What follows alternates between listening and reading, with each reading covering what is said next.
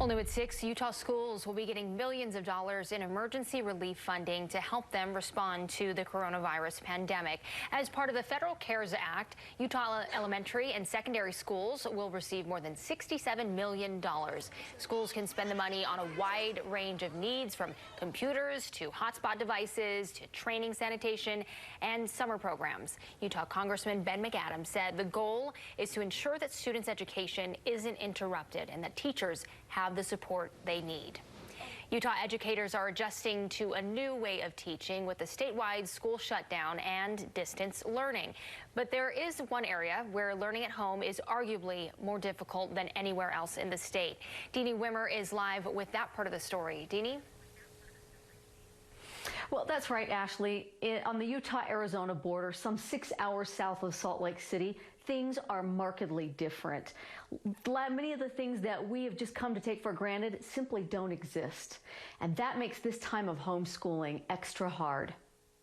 The looks of it. We walk around and it's just quiet. Sabinita Sky Elementary in Utah's Monument Valley looks like every other public elementary school right now. Empty.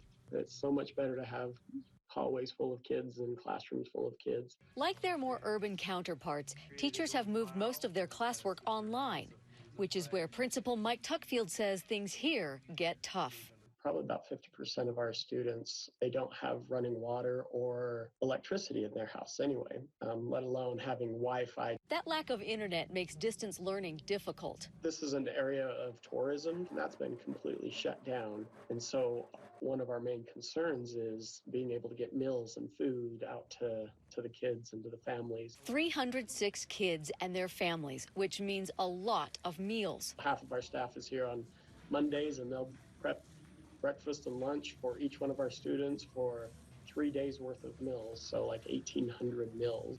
And we have 7 buses that go out. We're handing the sacks of food out through the back of the bus or through the windows and handing out curriculum. How you doing? And then we do the same thing on Thursdays for Thursday and Friday's meals. But despite their unique challenges here, they're adapting. Our hope is that they'll be able to maintain at least where they were at. And even seeing a silver lining in the shutdown. We're finding a lot more of, since the kids are home with the parents, that they're going back to learning more of their culture and their traditions and learning how to do some of their rug weaving and the basket weaving and the traditional dances, which I think is awesome because, you know, there's learning out of the books, and then there's real life, everyday learning.